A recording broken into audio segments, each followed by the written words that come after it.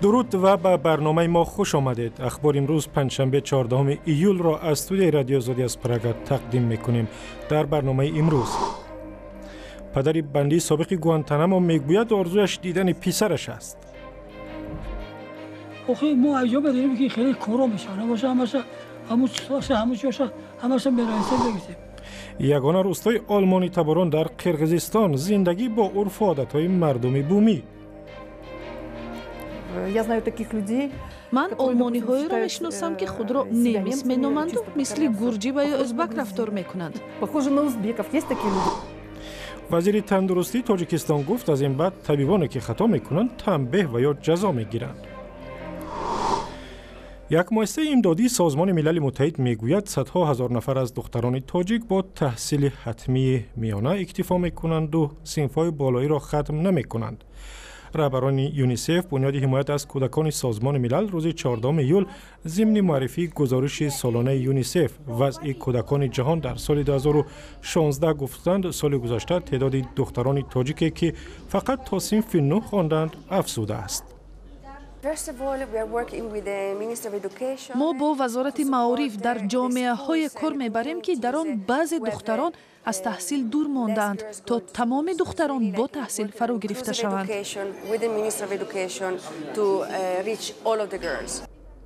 با گفته یونیسف حالا 70% دختران تاجیک صنف بالایی را ختم میکنند و 30% دیگر از ادامه تحصیل دست میکشیدند. در شهر کولاب دادگاه نظامی یک افسر را برای سوء استفاده از مقام و کار فرمودن سربازان به جوابگری کشیده است. دادستانی منطقه روز 11 ایول در یک نشست خبری در کولاب گفت عبدالرسول قربانوف پراپرشیک واحد 2933 متعلق به نیروهای مرزبانی است از حساب مرزبانان پول کار میکرده است. برای نگهداری پایگاه بازاری که انتنای مبلی است میگفتم هوا در استفاده نمی‌کنه است برای نگهداری هم پایگاه بازاری زاپرافتا کردن با سوزش شده دیزلی توزیع کردن و همین مبلغ پولی برای شهرنامه خود اون کماندیر میگفت. در نشست خبری همچنین گفتند کامل جان رفیع فرمانده یک واحد نظامی نیروهای مرزبانی در ناحیه شمس‌الدین شاهین را ماه می برای بدرفتاری و لطوکوب 7 سرباز به جوابگری جنایی کشیدند و تحقیق پرونده اش ادامه دارد. حامیان حقوق میگویند بدرفتاری در صف نیروهای مسلح تاجیکستان همچنان یک مشکل جدی باقی میماند. مقامات افغانستان میگویند همین هفته در جریان 2 عملیات 3 جنگجوی تاجیک را بازداشت کردند.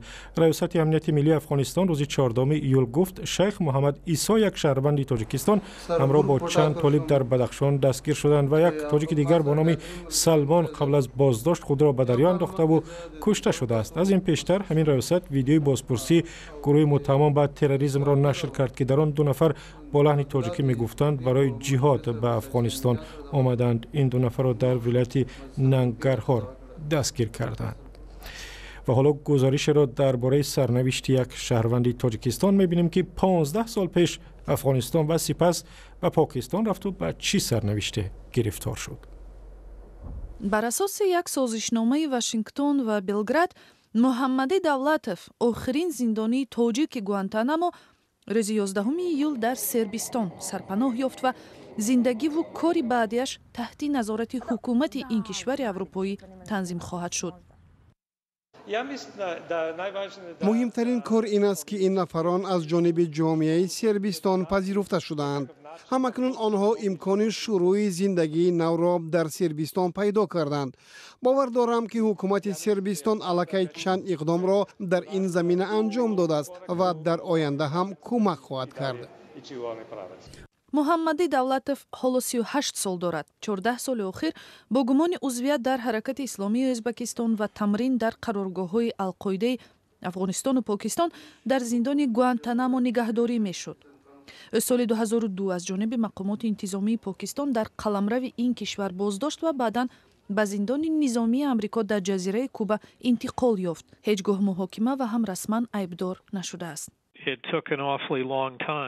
بعد تلاش‌های زیاد ما مقامات امریکایی را متقاعد کردیم که جناب دولتوف را به تاجیکستان برنگردانند. وی از سال 2002 در زندان گوانتانامو بود. مقامات تاجیکستان در فاصله سالهای 2002 تا سال 2004 سه دفعه به گوانتانامو رفته با او ملاقات کردند.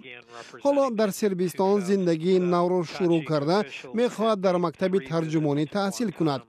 او زبان‌های تاجیکی و روسی را می‌داند و در زندان انگلیسی و عربی را آموخته است. در خانه پدر در ناحیه دوردست هممرز با افغانستان 5 هنوز خبری انتقال فرزندشان به سربستان را نمی‌دانند. مادر محمدی شمعیگل نورالیوا که سال 2010 از روی عکسی مطبوعات پسر گم شده‌اش را شناخته از مقامات بازگردان پسرش را تقاضا می‌کرد، سال پیش درگذشت. فتح‌الدین دولتов پدری 75 ساله‌اش میگوید پسر پیش از ناپدید شدن یک مدت زیر دست میرزا ضیاءов در وزارت حالت‌های اضطراری کار کرده بود. آخه ما اجازه بدیم که خیلی کارا میشه، نباشه همش برایسته بگیریم. ما گفتیم دنیا تنش ده، آزاد شده، همه میان جابجا میشه. با همه خیلی ما در شوفیری ما کار بکنیم، باز ما سری بکنن. ما هم خیلی عمل داشتیم. اجازه بدیم که خیلی میشه. آینده‌اش. در مجموع با گفته همدهگان و همسایه‌ها محمدی دولتов را بعد از سال 1992 اکثریت ندیدند و کسی هم گفتن نمیتواند که او به افغانستان چگونه راه یافت و چه زندگی داشت. تنها بعد سال 2010 نمایندگان سازمان صلیب سرخ به خانه آنها گهگاه می آیند. این عکس هم تقدیم آنهاست. سر می‌زنیم به کشوری همسایه به قرقیزستان. انگلا مرکل صدر اعظم آلمان سفری 2 روزش به قرقیزستان را آغاز کرد. رئیس جمهور قرقیزستان امروز ضمن ملاقات با انگلا مرکل سفری نخستین او را به کشورش تاریخی نامید. خانم مرکل گفت راه دموکراسی را پیش گرفتن قرقیزستان به تقویت همکاری‌های بین دو کشور مساعدت می‌کند. سفر انگلا مرکل به قرقیزستان را که انتخابات‌های دموکراتیک برگزار کرده است و مطبوعات و جامعه مدنی آزاد دارد رمزی می‌دانند، چون او با کشورهای دیگر منطقه از جمله تاجیکستان که نظامش افطاریتری خوانده شده است سفر نمی‌کند. در آستانه سفر مرکل به قرقیزستان خبرنگاران رادیو آزادی به یک روستای رفتند که حالا هم آنجا آلمانی تباران زندگی می‌کنند. در یکی از کناره‌های پایتخت قرقیزستان دهه لوکسمبورگ قرار دارد که زمان در آن اکثریت را نمیس‌ها آلمانی تباران این کشور تشکیل می‌دادند. فلیکس لیتاو در سالهای جنگ دوم جهانی از نیمجزیره قرم اخراج شده بعد سپری نمودن مدت در اردوگاه‌های کار اجباری به قرقیزستان آمد. لیتاو یکی از آلمانی تباران کم شمار قرقیزستان است. همه آلمانی تباران به آلمان کوچ بستند. من از آن سبب نرفتم که زبان نمیسی را نمیدانم. همسرم روس است. فرزندانمان فقط با روسی صحبت میکنند. همه خویشاوندانمان به همان جا رفتند، ولی من خودداری کردم. به من آنجا معقول نشد. آناتولی کیانیک در جماعه آلمانی تباران قرقیزستان زبان و فرهنگ آلمانی را تعلیم می‌دهد. در لوکسمبورگ اساساً آلمانی‌های از ساحل‌های ولگا، قزاقستان، قوقاز و قرم اخراج شده به سر می‌برند. آنها اکثراً در سال‌های جنگ دوم جهانی و بعد آن اخراج شدند. بعضی‌ها به زادگاهشان و دیگران به آلمان کوچ بستند. بعد جنگ تخمیناً 100,000 آلمانی تبار به قرقیزستان انتقال یافتند. اما پس از فروپاشی اتحاد شوروی بازگشت دسته جمعی آنها آغاز یافت و حالا در قرقیزستان نزدیک 10,000 نفر آنها باقی مانده است. اکثریت زبان نمیسی را نمی‌دانند و با مرور زمان هویت آنها نیز آمیخته شده است. با زندگی در اینجا ما به همه مسئله ها و مثل خودی قرغیز ها بها میدهیم، مثل همان آلمانی تباران ازبکستان که مثل ازبک ها به همه چیز نگاه میکنند. همین طریق انسان در محیط محلی به اصطلاح هضم می شود.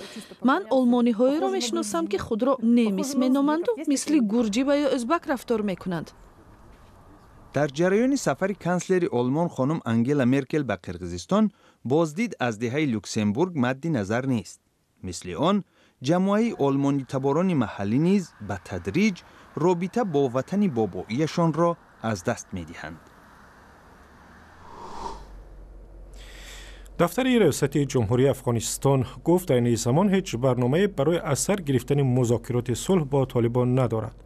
هارون شخانسوری سخنگوی رئیس جمهور اشرف غنی روز 14 ایول به رادیو آزادی گفت گروه 4 جانبه عبارت از نمایندگان افغانستان، پاکستان و چین و هند در آینده نزدیک قصد ملاقات ندارند. نمایندگان این 4 کشور امسال 5 مرتبه در کابل و پاکستان گفتگو کردند ولی خودی طالبان به این گفتگوها حاضر نشدند. در باره این مسئله صحبت داشتم با همکارم قادر حبیب از رادیوی افغانستانی آزاد.